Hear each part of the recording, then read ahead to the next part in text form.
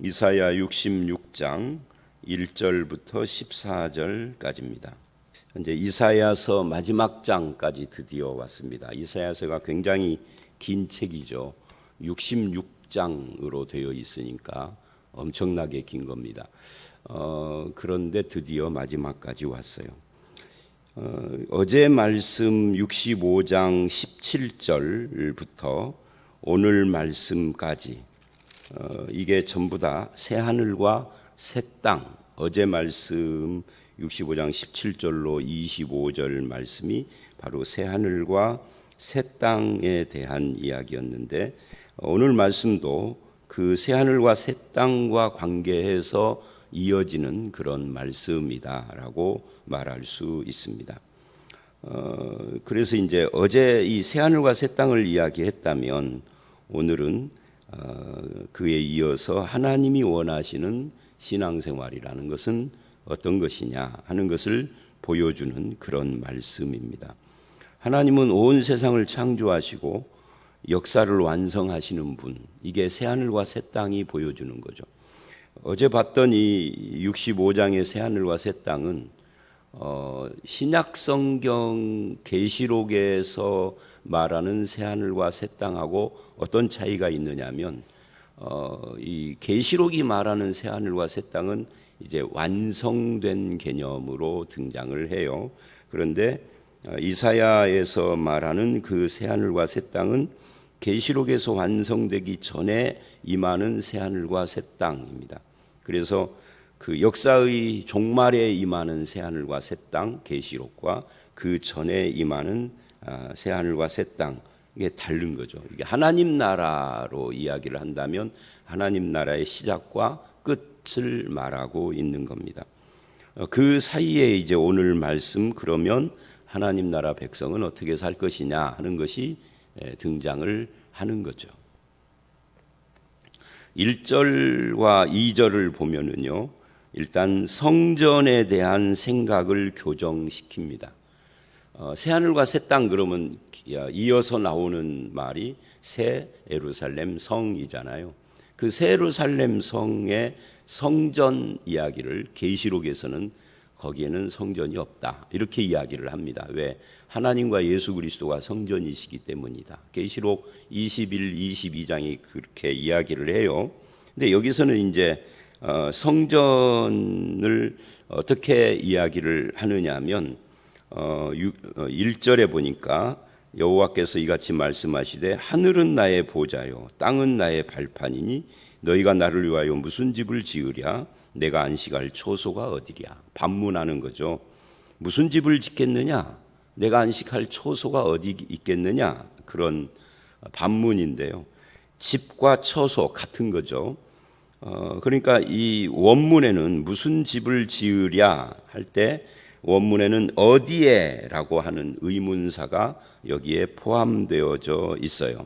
그러니까 어디에다가 무슨 집을 짓겠느냐, 그런 말입니다. 이 말은 반문이니까 그런 집을 지을 수 없다라고 말하는 거예요. 지금 이사야가 이 말씀을 할 때에는 이스라엘의 성전이 엄연히 존재하고 있었을 때입니다. 그것도 솔로몬이 지은 성전이 멀쩡히 있었을 때 지금 이 말을 하고 있는 거죠. 그러니까 이 말씀은 건물 성전을 부정하는 듯한 그런 말씀이고, 지금 성전이 있는데 또 성전을 짓는단 말인가 하고 좀 의아한 말씀이기도 해요. 그런데 이제 요 이사야서의 이 말씀이 사실은 나중에 신약에 가면은 그대로 사도행전에서 그 성전 문제를 이야기를 할 때 스데반이 그대로 인용을 합니다. 그리고 이 말씀을 인용을 하고 돌에 맞아 죽어요. 그러니까 그만큼 유대인들, 이스라엘 사람들은 하나님의 말씀을 선택적으로 순종을 했다. 그러니까 자기 선택적이라는 말은 자기 입맛에 맞는 것은 아멘 하고 입맛에 안 맞는 것은 성경에 분명히 있는데도 이사야서 중간쯤 30장이나 어디쯤 있다고 하면은 빼먹고 못 읽었다 이럴 수도 있겠지만 이사야서 1, 2장에 있다든지 이사야서 65장, 66장에 있는 이 말씀은 기억하기도 쉽죠. 어디에 그런 말씀이 있어? 몇 장인지 모르는데 이사야 마지막 장에 있는데 이렇게 기억하기도 쉬운데 기억을 안 합니다. 선택적으로. 왜? 자기들 생각하고 틀리니까. 하나님의 말씀이라 할지라도 우리도 그럴 수 있어요. 그건 잘못된 태도이기는 하지만 그래서 스데반은 이 말씀을 인용을 하고 분노가 폭발한 이스라엘 사람들에 의해서 돌에 맞아 죽었다 하는 것은 굉장히 심각한 의미가 있는 거죠. 일단 이 말씀은 어떤 뜻입니까? 이거는 공간, 성전과 함께 공간의 문제죠. 하나님이 들어갈 수 있는 어떤 공간, 집, 처소 그런 것이 있을 수 있느냐 하고 묻는 거예요. 왜? 하늘은 나의 보좌요, 땅은 나의 발판이기 때문에. 이걸 이제 현대어로 다시 말하면 우주는 나의 보좌, 의자고 지구, 땅은 내가 발 얹어 놓으면 사이즈가 딱 맞는 정도이니까. 하나님은 몸이 없습니다. 육체가 없습니다. 영이니까. 그래서 이것은 실제 크기를 이야기한다기보다는 하나님이라고 하는 존재가 어떤 분인가를 말하고 있는 겁니다. 하나님은 한마디로 말하면 하나님에 대한 수식어가 굉장히 많지만 거룩, 영원, 불변 많은 것이 있지만 가장 첫 번째가 뭐예요? 창조주죠. 창조주를 담을 수 있는 공간, 그릇이 창조 세계 내에 있을 수 있느냐 하는 거죠. 없죠. 그러니까 지금 이제 이 녹음에서는 안 보이겠지만 이게 우주라고 합시다. 우주. 이 지금 여기다 저 먹으라고 올려놓은 이 컵의 뚜껑이에요. 이게 우주입니다. 이거를 내가 만들었어요. 근데 내가 만들었는데 내가 들어갈 집을 이 안에다 짓는다는 건 웃기는 거다 하는 거죠. 지금 창조주를 담을 이 우주 자체도 창조주를 담을 만한 크기가 못 되는 거죠. 그래서 하나님은 이렇게 말 우주라는 게 하늘이라는 것이 하나님이 엉덩이를 얹어 놓으면 딱 사이즈가 딱 맞을 정도의 크기일 뿐이다. 그런 이야기예요. 지구라는 것은 발 얹어 놓으면 사이즈가 맞는 정도다. 그러니 이 창조주를 어디에다가 집 지어놓고 거기다가 하나님이 있다라고 말할 수 있느냐. 그러니까 성경은요, 하나님의 집 이런 건 없는 거예요. 그럼 뭐가 있느냐 할 때 열왕기로 가보면 솔로몬이 성전을 지을 때 계속해서 무슨 말을 하느냐면 이 성전에 하나님이 있다라고 솔로몬 자체가 그렇게 말을 안 해요. 하나님의 이름을 두었다 그래요. 하나님이 있다는 말을 않고 하나님의 이름을 두었다. 굉장히 의미심장한 겁니다. 그거를 여기에 지금 반영한 거예요. 하나님이라고 하는 존재를 담는 것이 아닙니다. 그 담을 그릇이 없어요. 그러니까 이 말씀이 오늘 신약에 오면은 그래서 예수 그리스도도 계속해서 성전 논쟁을 했죠. 유대인이 예수님을 십자가에 못 박아 죽인 이유는 두 가지입니다. 스스로 하나님의 아들이라고 했고, 즉 신성모독이죠. 성전을 허물어라 내가 다시 짓겠다. 3일 만에 예수님 부활 이야기한 겁니다. 이 두 가지 때문에 십자가에 못 박았어요. 근데 이걸로는 십자가에 죽일 명분이 안 되니까 반란죄를 덮어 씌우기 위하여서 유대인의 왕 이렇게 했던 거죠. 근데 빌라도가 그걸 다 알아요. 그래서 무죄 방면을 하려고 그러는데 워낙 민중 소요가 일어날까 봐 못한 것이죠. 그러니까 예수님께서도 건물 성전을 인정하지 않은 거예요. 3일 만에 헐어라 3일 만에 지으리라 할 때 이 3일이 예수님의 부활과 그 몸이라고 하면은 이건 건물이 아닌 거예요. 뭐 신약에 사는 구약 사람들은 몰라서 그렇다 치고 신약에서 스데반도 예수님도 분명하게 말한 뒤에 사는 우리는 건물을 성전이라고 하는 잘못된 불법입니다. 복음을 훼손하는 겁니다. 예수 그리스도가 성전의 완성이시고 우리는 그 안에 있는 건데, 그래서 우리가 성전인 거죠. 성전이신 예수 그리스도. 그래서 이 1절 안에 그게 다 들어가 있는 거예요. 그런 의미에서 오늘 우리는 이 땅을 성전으로 살아가고 있고, 어제 말씀 새하늘 새 땅 하나님 나라와 연결을 시키면 거기서는 이제 성전 개념이 아니니까 우리가 하나님 나라로 이 세상을 살아가는 거예요. 하나님 나라는 통치자이신 하나님, 통치를 받는 백성, 그 백성들이 머물고 있는 곳, 이게 하나님 나라거든요. 그러니까 통치자로서 말을 한다면 우리가 하나님 나라가 아니지만 그 통치를 받는 백성이라는 개념으로는 내가 하나님 나라인 거죠. 그러니까 하나님 나라로서의 하나님의 백성들, 성전으로서의 성도들, 이 어제와 오늘 말씀이 그렇게 연결이 되는 거예요. 그래서 계시록의 새 하늘과 새 땅, 그리고 새 예루살렘 성 이야기가 나올 때 그 성이 뭐냐? 성도들을 가리키는 거예요. 그 계시록에 명명백백히 나와 있어요. 어린 양의 신부가 새 예루살렘 성이라고. 근데 읽으면서도 몰라. 까막눈이야. 왜? 난 놓고 기억자를 모르니까. 써 있어도 모르는 것이 인간이에요. 왜? 선입견. 계속 주입식으로 새하늘과 새 땅, 새 예루살렘은 죽어서 가는 천당이고 그 천당 안에 있는 집이라고 그렇게 주입받았기 때문에 본문이 그렇게 안 써 있는데도 그렇게 읽어요. 여러분, 글자를 거꾸로 써놓고 문장 속에 집어넣으면 거꾸로 쓴 것을 제대로 읽어요. 인간은. 이상하죠? 제가 오늘 그 새벽에 나오는데 조금 늦게 나왔어요. 늘 이제 현관문을 나오면 우리 아파트는 주차가 쫙 돼 있습니다. 지하에도 있지만 지상에. 휙 돌아 나오는데 까만 차에 그 뒤에 차 이름이 쭉 뭐라고 써 있어요. 근데 제가 그걸 제대로 안 읽었어요. 쓱 그 차를 돌아 가지고 길로 나가는데 쓱 나가는데 신형 그랜저 그런가 다 안 읽었는데, 왜냐하면 지 뭐라고 써 있고 지 뭐라고 써 있는 거예요. 그러니까 그냥 그래. 그래서 제가 그걸 휙 돌아오면서 내 속에서 그랜저가 다 주차돼 있네. 순간적으로 이렇게 생각을 하고 돌아서 길로 나오면서 무슨 생각을 했냐? 야, 인간이 참 웃긴다. 인간의 선입견이라는 것이 글자를 다 안 봤어도 익숙하니까 안 읽었어도 그랜저로구나 이렇게 읽는다 그 말이에요. 그런 거하고 똑같아. 선입견이라는 것이. 그래서 이 1절은 바로 그런 이야기입니다.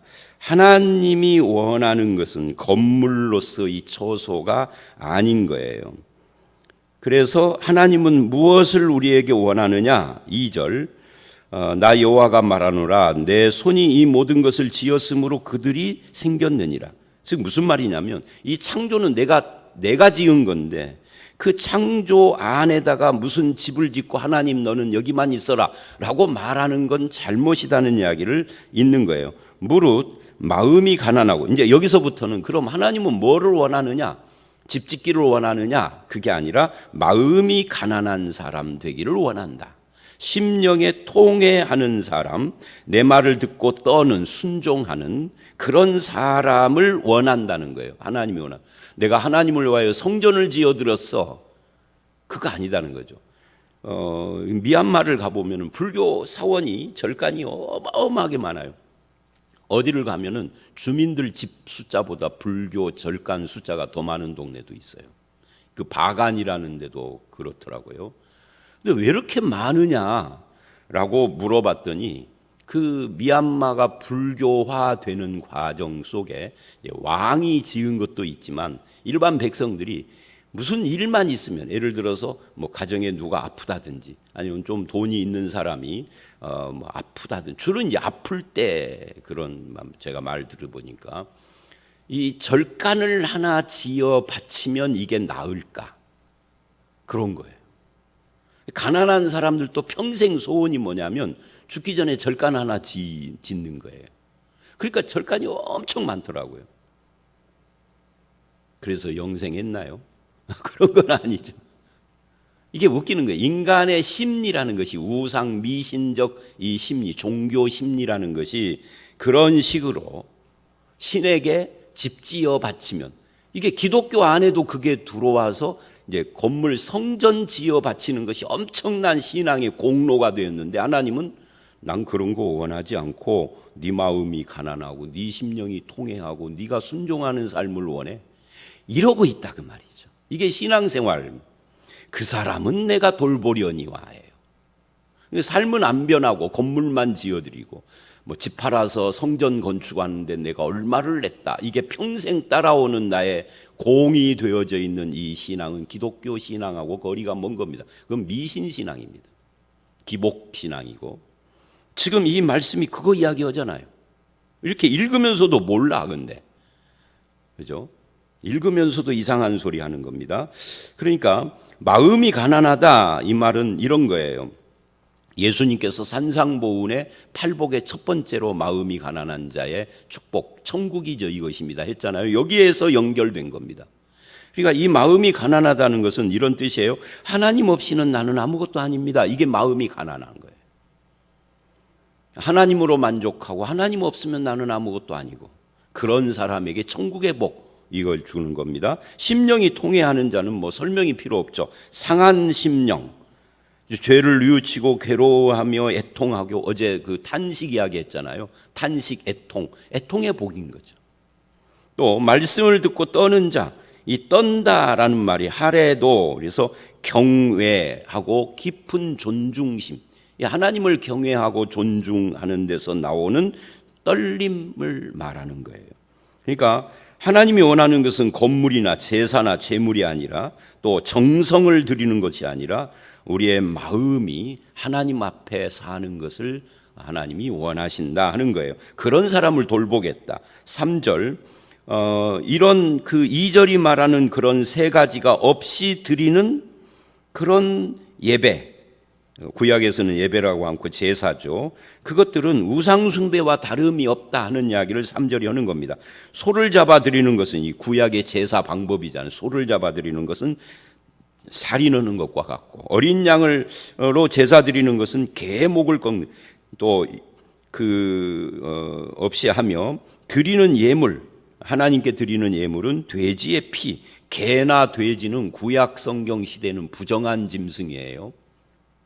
하나님이 싫어한다 그 말이죠. 분향하는 것은 우상을 찬송함과 다름이 없이 그러니까 이 모두가 제사하고 관계되는데 구약의 사람들은 하나님께 성전에서 제사를 드리면 하나님이 껌뻑 죽는 것처럼 생각하고 신약의 사람들은 예배당에 와서 교회 건물 성전이랍시고 지어드리고 예배하고 헌금하면은 하나님이 껌뻑 죽어서 넌 뭘 원해? 내가 너에게 뭘 줄까? 이럴 것 같은 착각을 하는데 하나님은 그걸 우상숭배처럼 생각한다. 하나님이 그거 원하지 않는다 이런 것을 말하고 있는 거예요. 가증하다. 살인자와 같고 개나 돼지의 목과 피 같고 우상을 찬송하는 그러니까 이 하나님의 뜻은 그럼 어디에 있느냐 하는 거예요. 그게 이제 아까 우리가 봤던 1, 2절에 있는 거죠. 그래서 3절 끝에 그들은 자기 길을 택하며 그들의 마음은 가증 이 자기 길을 택했다 이 말은 하나님의 뜻과 상관없이 자기가 택한 길, 자기의 길을 갔다 그 말이에요. 그러니까 하나님과 아무 상관없다 그런 말이죠. 가증한 것을 기뻐하는 거다. 하나님을 기뻐한 것이 아니다. 하나님은 재물이 필요한 분은 아니죠. 예배자의 중심을 필요로 하고 하나님을 기뻐하고 감사하고 찬송하는 이런 삶을 필요로 하는 것이죠. 그런 건 없이 그냥 재물로 때우려고 하면 안 된다 하는 것을 말합니다. 그러면 그들이 왜 이렇게 됐느냐? 그게 4절입니다.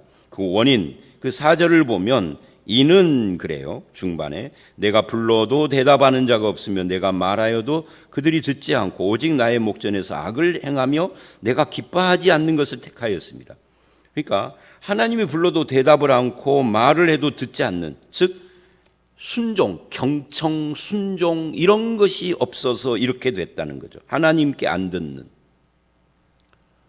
아까 말했잖아요. 선입관이 있으면 그렇게 본다고. 그러니까 나의 선입관이 뭐예요? 하나님께 듣고 하나님의 뜻을 알려고 하는 것이 아니라 내가 가지고 있는 소원이 우선이 돼버리니까 이런 일을 한다 그 말이죠. 종교심만 있지 순종은 없다.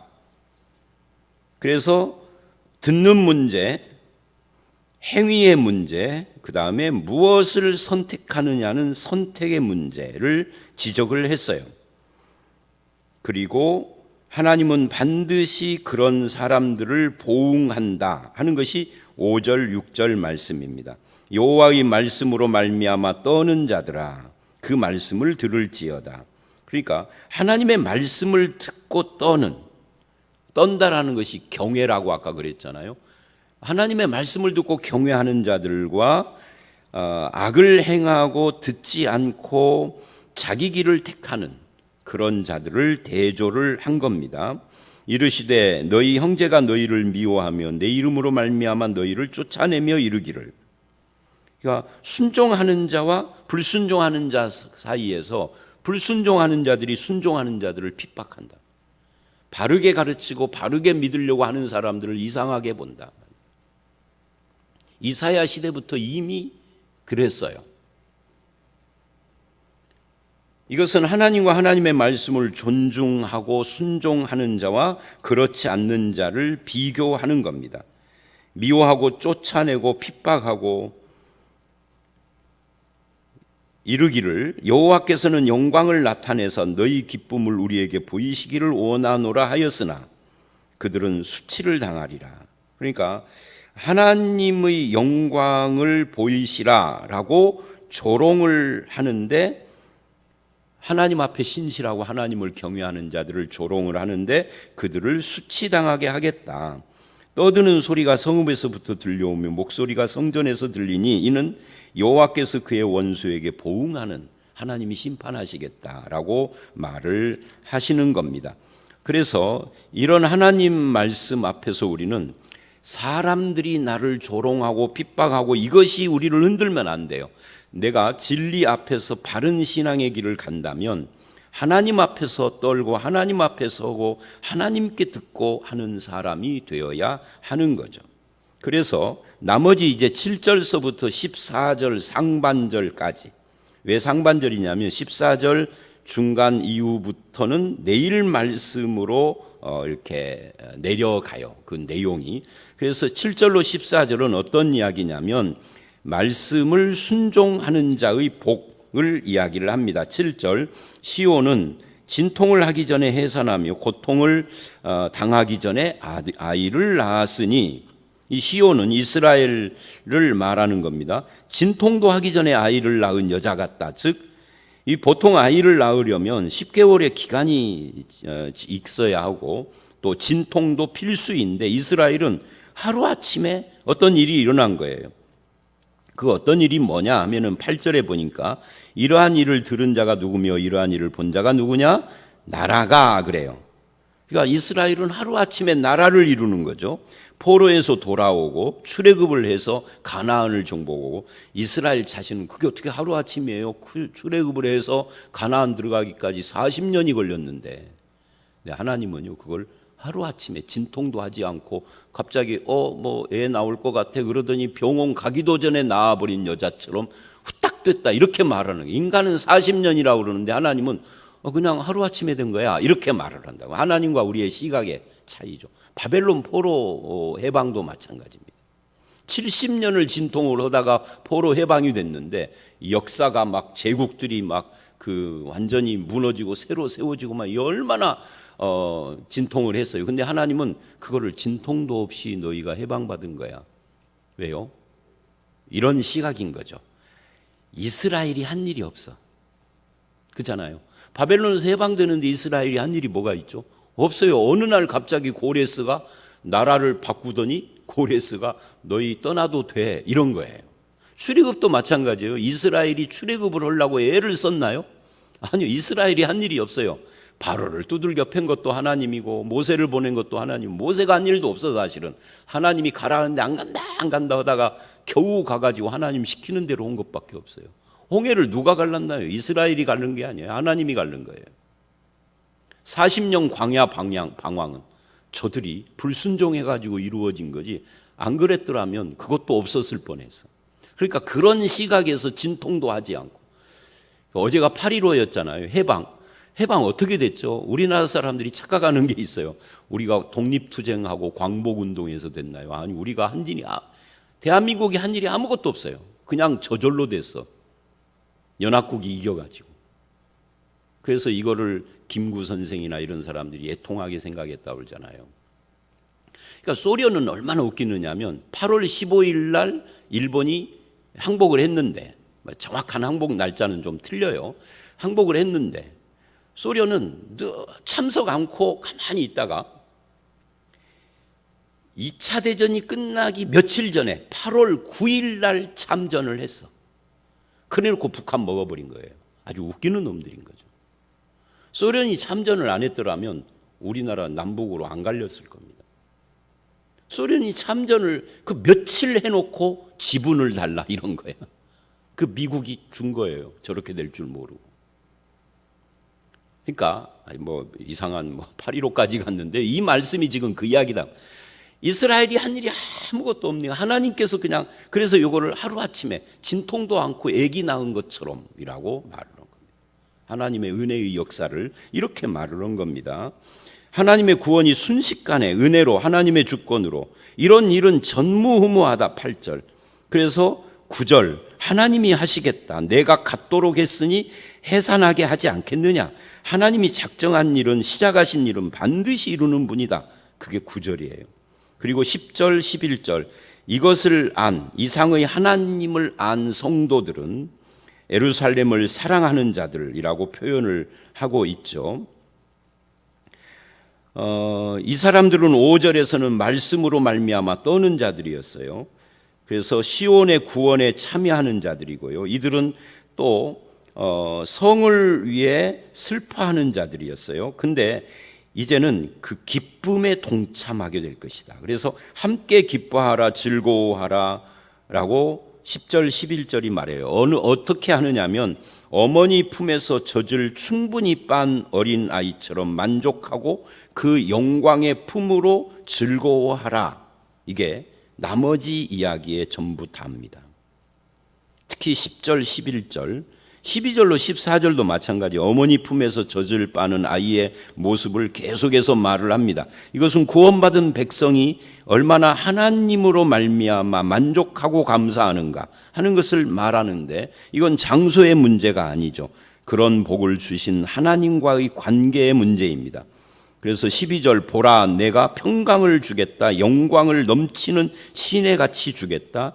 너희가 성읍의 젖을 빨고 너희가 그 옆에 안기며 무릎에서 놀 것이고 13절 어머니가 위로함 같이 너희를 위로할 것인즉 너희가 이를 보고 기뻐하며 뼈가 연한 풀의 무성함 같으리라. 여기까지입니다. 그러니까 나머지 이야기는 전부 다 10절 11절을 다시 반복한 거예요.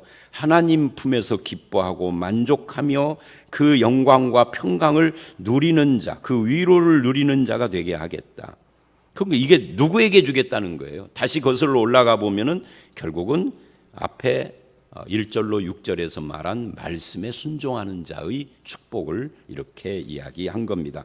이런 기쁨, 평강, 만족, 감사가 저와 여러분에게 있으시기를 주의 이름으로 축원합니다. 함께 기도하겠습니다.